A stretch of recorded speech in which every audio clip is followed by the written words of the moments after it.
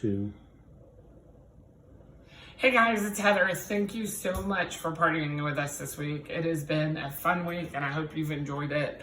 I am going to go live this week a little bit later, and so you'll be able to see me and interact with me, but I wanted to show you this great, easy dinner meal that you can do in the deluxe multi-cooker. Now, the multi-cooker does all sorts of things, and if you didn't see the post about the multi-cooker earlier this week, let me just run them down for you. So it's a pressure cooker, it's a slow cooker, but it's also a sous vide. And if you don't know what sous vide is water bath cooking.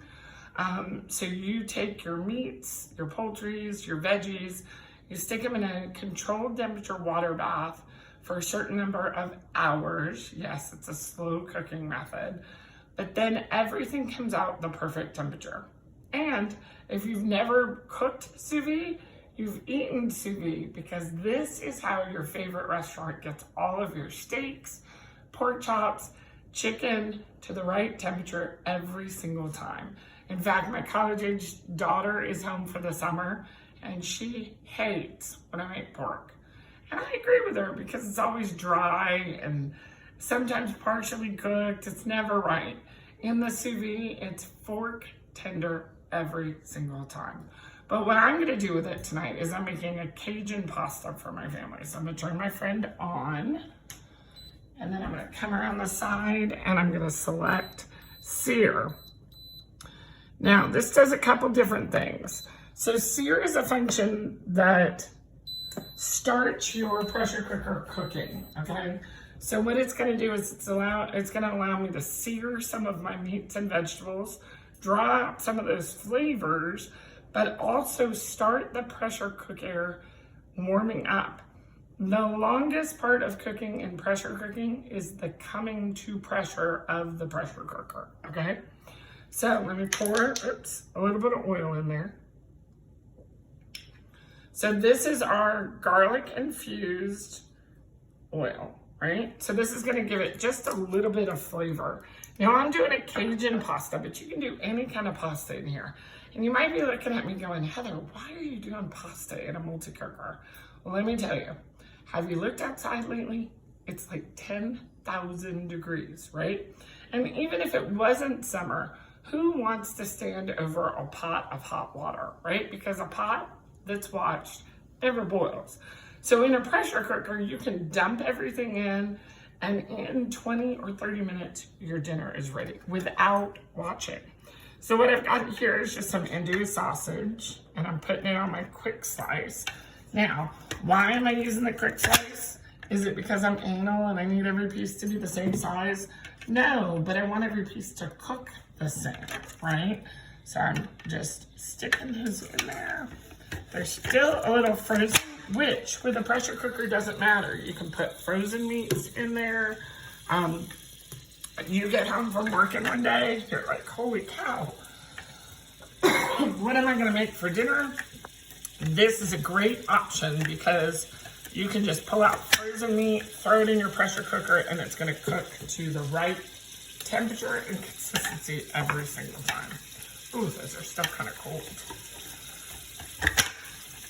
That garlic smells so good. I wish, whoops, I missed. Pampered, not perfect, y'all. So, that's my sausage. I'm gonna let those cook for just a couple seconds. While that's coming to pressure, what I'm gonna do is put together my Flex Plus food processor. Wow, those are a lot of words. Food processor. And I've cut up some peppers and some onions. Now, when you usually make Cajun pasta, you use green peppers. But my family is anti-green pepper in my house, so I'm using an orange. So I'm gonna put in my cordless Flex Plus, pop the battery on, turn on this piece, put my food holder in there so pieces don't go flying. And he thinks about it for a second. And then he goes to work.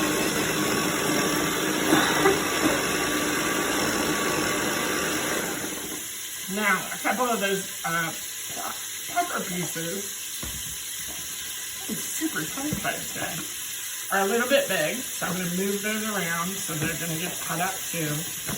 It's okay if I cut this up very fine because my daughter doesn't like onions.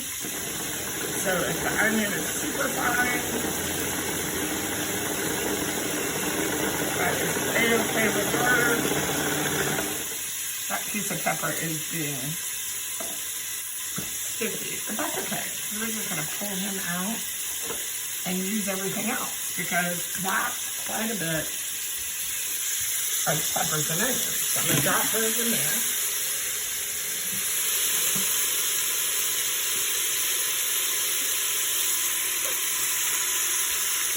And that was about 1/2 of an onion and 1/2 of garlic. Now see, this is already searing up very nicely. So now what I'm going to do is I'm going to add in a little bit of garlic. I've already got the garlic oil in there, but you can't go wrong with too much garlic. So I'm going to press in 2 quick cloves of garlic. Ooh, that's working on the steak. Scrape that garlic off.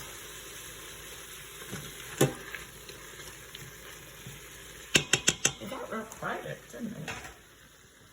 Then I'm going to add in a couple other things. So I've got a can of diced tomatoes. Now you could make this any way. So you could do a chicken sausage that was more like Italian flavored with onions and peppers and garlic. You could do a can of tomatoes that's got basil in it. You could use our basil oil instead. So there are a lot of options to this recipe. So I'm going to turn my sear off, which is just the cancel button here. So my sear is now off. Hopefully what I've done now is warmed up my pot enough that it's going to cook. Okay, so I'm just going to mix this all in. Then I'm going to add the last little piece, which is the Cajun seasoning. I think I probably need just a little bit more water. So I'm going to stir this all up, get that all good and down in there. So I've got all the Cajun things in there, but like I said, you can make it an Italian recipe. So for that, I would think you'd want to use something like our Italian seasoning or a sweet basil. You could do a Mexican pasta. You do chorizo sausage with a, depending on how your family likes it, maybe a can of tomatoes with bell pepper and jalapeno in it and our Southwest seasoning. So it's a very versatile recipe. So I'm gonna go up to custom and then I'm gonna set this guy for 8 minutes. Now, don't get too excited because it's not gonna take 8 minutes to cook. Remember, he's still gotta come to pressure, but if you look here, this little wheel is gonna tell you as he comes to pressure, and look how quick it's actually going. That's because, remember, it's already hot inside the pot, and so it's already started coming to pressure, so that's saving you time on there. When it's all done, I'm gonna give it a quick stir, add a little bit of heavy whipping cream, some Parmesan cheese, serve it with some bread and maybe a salad, and dinner's ready. So thanks so much. Bye for now. Watch for the post for the live video chat where we'll talk more about the great tools that can help you make meal times better in your kitchen. See you later.